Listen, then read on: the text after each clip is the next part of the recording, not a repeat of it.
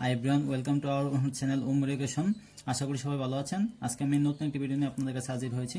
আজকে আমি আমার এই ভিডিওতে যে বিষয়টি নিয়ে আলোচনা করব সেটি হচ্ছে চেঞ্জিং সেন্টেন্স। একে ট্রান্সফরমেশন অফ সেন্টেন্স বলা হয়। চেঞ্জিং সেন্টেন্স বা ট্রান্সফরমেশন অফ সেন্টেন্স মূলত বাক্যের পরিবর্তনকে বোঝায়। তবে বাক্যের পরিবর্তনের ক্ষেত্রে আমাদের মাথায় রাখতে হয় যে বাক্যের পরিবর্তনের সাথে অর্থে বা মূল ভাবের যেন পরিবর্তন না হয়। বাক্যকে মূলত চার ভাগে ভাগ করা যায়। একটি হচ্ছে বাক্যের অর্থ অনুসারে পরিবর্তন, বাক্যের গঠনের পরিবর্তন, ডিগ্রির পরিবর্তন এবং বাক্যের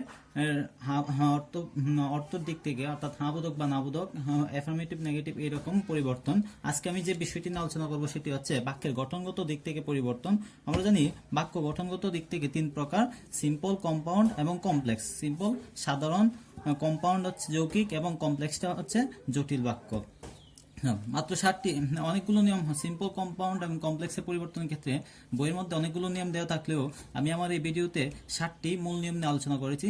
এই 7টি নিয়ম ভালো করে জানা থাকলে সকল পরিবর্তনগুলো জানা যায়। আর মূলত এই 7টি নিয়ম থেকে পরীক্ষায় বেশি বেশি করে এসে থাকে। শুরুতে যে নিয়মটি আমি বলবো সেটি হচ্ছে, যদি সিম্পল সেন্টেন্সের মধ্যে বিকজ অফ, বিং বা ভার্বের সাথে আইএনজি যুক্ত এইরকম সেন্টেন্স থাকে তখন সেটাকে সিম্পল থেকে কম্পাউন্ড নেওয়ার ক্ষেত্রে শুধুমাত্র আমাদের সাবজেক্ট অর্থাৎ এক্ষেত্রে দুইটা ক্লজে বিভক্ত করে নিতে হয় বাক্যটাকে। যেমন আমি করে একটা উদাহরণের সাহায্যে এটা বুঝে দিতেছি যে because of hard working the boy made a good result.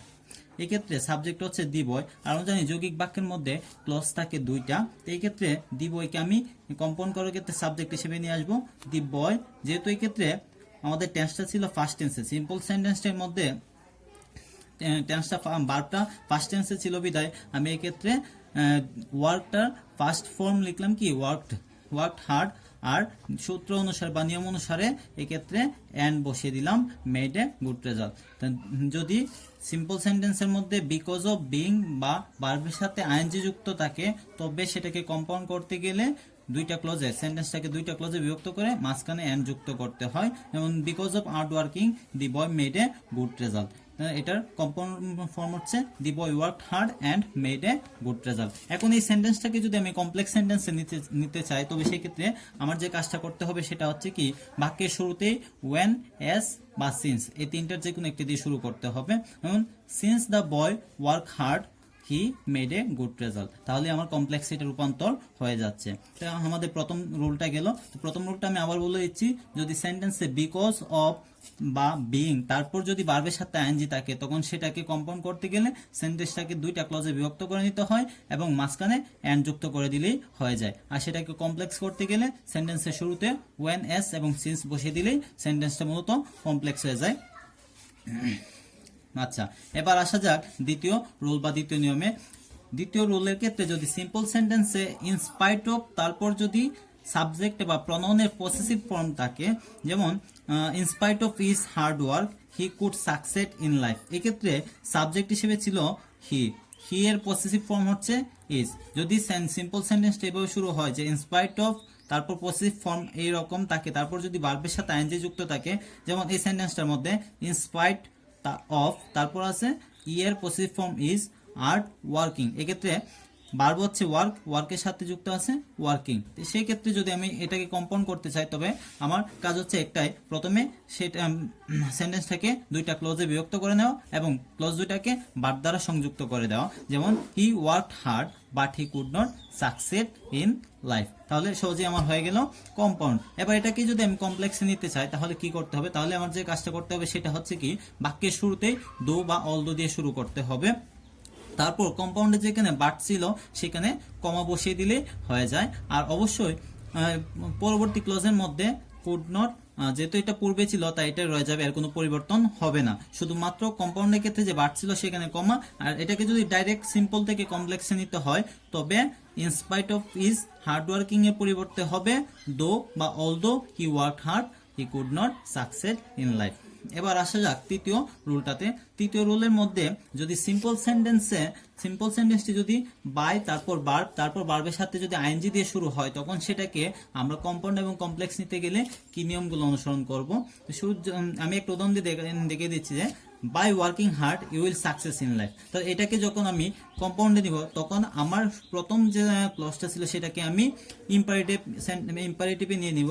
যেমন by working hard, work hard এটা কিন্তু একটা ইম্পারেটিভ ফর্ম, ওয়ার্ক হার্ড, আর তার পরবর্তীতে আমি অ্যান্ড যুক্ত করব, তারপর বাকি অংশটা অর্থাৎ কমার পরবর্তী অংশটা বসিয়ে দিব। By working hard you will success in life, এটা ছিল সিম্পলে, যখন আমি কম্পাউন্ডে নিলাম তখন সেটা হয়ে গেল কি work hard and you will success in life.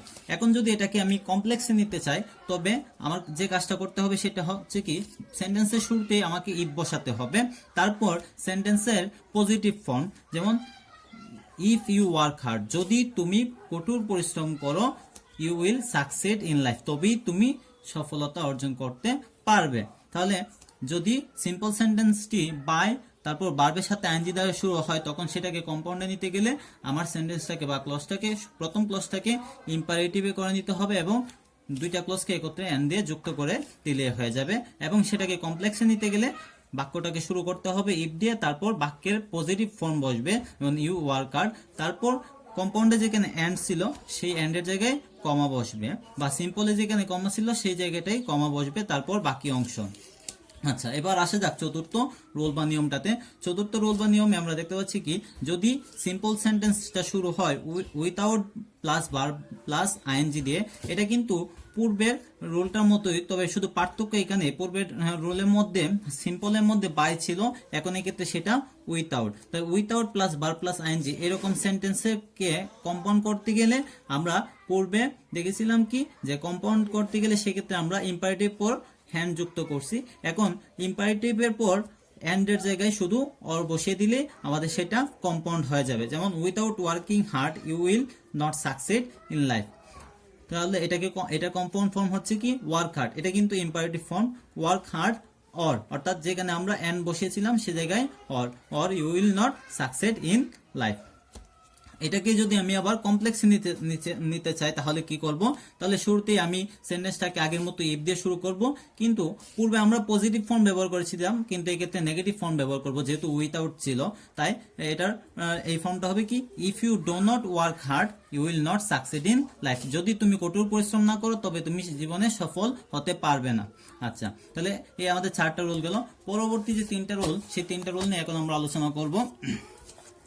পঞ্চম যে রুলটা সেটা হচ্ছে কি যদি সিম্পল সেন্টেন্সের মধ্যে টুর পরে ভার্ব থাকে তখন সেটাকে কম্পাউন্ড কমপ্লেক্স নিতে গেলে আমাদের যে নিয়মগুলো অনুসরণ করতে হবে, এই নিয়মটার ক্ষেত্রে যদি সিম্পল সেন্টেন্সের ক্ষেত্রে টু প্লাস ভার্ব থাকে তখন সেটাকে কম্পাউন্ডে নিতে গেলে শুধু টুর জায়গায় এন, অর্থাৎ কম্পাউন্ডে নিতে গেলে সেক্ষেত্রে এন, এবং কমপ্লেক্সে নিতে গেলে টুর জায়গায় সো বা ইন অর্ডার দ্যাট বসে দিতে হয়, যেমন he works hard to prosper in life. তাহলে এটাকে যদি আমি এটা সিম্পল সেম ফর্মে আছে, এখন সেটাকে যদি আমি কম্পাউন্ডে নিতে চাই তাহলে কি করব, সবকিছু ঠিক থাকবে শুধু টুর জায়গায় আমি এন বসিয়ে দিব, তাহলে আমার কম্পাউন্ডে বা কম্পাউন্ড ফর্মটা হয়ে গেল, যেমন he works hard and May prosper in life. তবে এই ক্ষেত্রে আমাদের একটা কাজ করতে হবে, সেটা হচ্ছে কি এই ক্ষেত্রে মে বা ক্যান কুড এই ফর্মগুলো আমাদের ব্যবহার করতে হবে, তবে সেটা টেন্স অনুসারে। যদি এখানে ফার্স্ট টেন্স হতো তাহলে এখানে আমি মাইট ব্যবহার করতাম, যেহেতু সিম্পলে টেন্সটা ছিল প্রেজেন্ট তাই এই ক্ষেত্রে আমি প্রেজেন্ট ফর্মই ব্যবহার করলাম। এখন এই সেন্টেন্সটাকে যখন আমি কমপ্লেক্স নিব তখন যেটা করতে হবে সেটা হচ্ছে কি যে বাকি সবকিছু ঠিক থাকবে কিন্তু টুর জায়গায়, এই যে টুর জায়গায় যেখানে আমরা এন বসিয়েছিলাম সেক্ষেত্রে যদি টু বা এন থাকে সেটাকে কমপ্লেক্সে নিতে গেলে সেখানে বসিয়ে দিতে হবে সো দ্যাট, তারপর বাকি অংশটা সেম আগের মতোই থাকবে, যেমন you works hard so that he may prosper in life.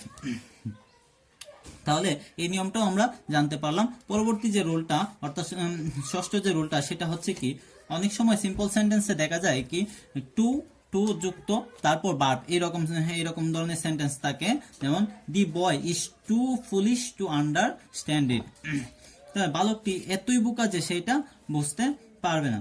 আচ্ছা, তাহলে এই ধরনের সেন্টেন্সকে যখন আমি কম্পাউন্ডে নিব তখন আমার যে কাজটা করতে হবে সেটা হচ্ছে কি টুর জায়গায় অর্থাৎ প্রথম যে টু থাকবে সেই টুর জায়গায় আমাদের বেরি বা মাছ বসাতে হবে, যেমন দি বয় ইজ বেরি, তো এই ক্ষেত্রে টুর জায়গায় আমরা বেরি ব্যবহার করেছি, the boy is very foolish, তারপর অ্যান্ড হি ক্যান নট, অবশ্যই সেটা আমাদের টেন্স অনুসারে ক্যান নট বা কুড নট বসাতে হবে, তো the boy is very foolish and he can not understand it. এখন এই সেন্টেন্সটাকে যদি আমি কমপ্লেক্সে নিতে চাই তবে আমার যে কাজটা করতে হবে সেটা হবে কি যে শুরুতে যে টু ছিল সেই টুর জায়গায় সো এবং পরবর্তী টুর জায়গায় দ্যাট বসাতে হবে। যেমন the boy is too foolish to understand it, তাহলে প্রথম টুর জায়গায় আমাদের বসাতে হবে so, the boy is so foolish, তারপর পরবর্তী যে টু ছিল সেই টুর জায়গায় that, the boy is so foolish that he, তারপর টেন্স অনুসারে ক্যান নট বা কুড নট বসাতে হবে। যেহেতু এটা প্রেজেন্ট টেন্সে ছিল তাই আমরা ক্যান নট ব্যবহার করলাম বা ক্যান নট বসালাম। So the boy is so foolish that he can not understand ইট। তারপর সপ্তম যে রুলটা সেটা হচ্ছে কি, যদি সিম্পল সেন্টেন্সের মধ্যে অ্যাডজেক্টিভ প্লাস নাউন থাকে তখন সেটাকে আমরা কম্পাউন্ড এবং কমপ্লেক্সে কিভাবে নিব সেই বিষয়টা বা সেই নিয়মটা নিয়ে আলোচনা করব। আচ্ছা, তা দেখা যাক, যদি সিম্পল সেন্টেন্সে অ্যাডজেক্টিভ প্লাস নাউন থাকে তখন সেটাকে কম্পাউন্ড নিতে গেলে আমাদের শুধু এন বসে দিতে হয়, এবং কমপ্লেক্সে নিতে গেলে সেক্ষেত্রে আমাদের রিলেটিভ প্রনাউন ব্যবহার করতে হয়। রিলেটিভ প্রনাউন বলতে আমরা সাধারণত সেই ধরনের প্রনাউনকে বুঝি যে সকল প্রনাউন কি করে দুই বা ততোধিক বাক্যকে একত্রে যুক্ত করে বা দুই বা ততোধিক শব্দকে একত্রে যুক্ত করে একটি পূর্ণ ভাব প্রকাশ করে। তা দেখা যাক, যেমন আমি একটা উদাহরণ দিয়ে এখানে বুঝিয়ে দিতেছি যে I know the poor man, আমি গরিব লোকটাকে চিনি। এখন এই ক্ষেত্রে দেখা যাচ্ছে কি যে পোর হচ্ছে অ্যাডজেক্টিভ আর ম্যান হচ্ছে নাউন, তাহলে এই সেন্টেন্সের মধ্যে অ্যাডজেক্টিভ প্লাস নাউন রয়েছে। এখন এটাকে যখন আমি কম্পাউন্ডে নিব তখন আমার যে কাজটা করতে হবে সেটা হচ্ছে কি যে I know the man and he is poor, অর্থাৎ সমগ্র সেন্টেন্সটাকে আমি দুইটা ক্লজে বিভক্ত করে নিলাম। যেহেতু এক্ষেত্রে সাবজেক্টটা ছিল আই, অবজেক্ট ছিল ম্যান, যে আই নো দ্য ম্যান, যেহেতু এখানে আমি ম্যান বা মানুষটাকে নিয়ে আলোচনা করতেছি তাই পরবর্তী সেন্টেন্সের সাবজেক্ট হবে ম্যানের প্রনাউন হি। তাই I know the man and he is poor, আমি লোকটাকে চিনি যে হয় গরিব। আচ্ছা, এখন এটাকে যদি আমি কমপ্লেক্সে নিতে চাই তবে আমাকে যেটা করতে হবে সেটা হচ্ছে কি, আমি শুরুতে বলছিলাম যে রিলেটিভ প্রনাউন মূলত হচ্ছে কি যে প্রনাউন দুই বা ততোধিক শব্দ বা বাক্যকে একত্রে যুক্ত করে। তাহলে এই ক্ষেত্রে যেহেতু ম্যান মানে একজন ব্যক্তিকে বোঝানো হয়েছে তাই আমার এই ক্ষেত্রে যে রিলেটিভ প্রনাউনটা ইউজ করতে হবে সেটা হচ্ছে হো। I know the man who is পুর, আমি লোকটাকে চিনি যে হয় গরিব। তাহলে এই 7টি রুল জানা থাকলে আমাদের সিম্পল থেকে কম্পাউন্ড, কম্পাউন্ড থেকে কমপ্লেক্স বলুন বা কমপ্লেক্স থেকে কম্পাউন্ড বা কম্পাউন্ড থেকে সিম্পল বলুন সহজে আমরা শিখতে পারি বা আয়ত্তে রাখতে পারি। তাই আজকে ভিডিওটা এই পর্যন্তই। সবার ভালো লাগলে অবশ্যই লাইক, কমেন্ট এবং শেয়ার করবেন। সবাই ভালো থাকবেন, সুস্থ থাকবেন। Good bye.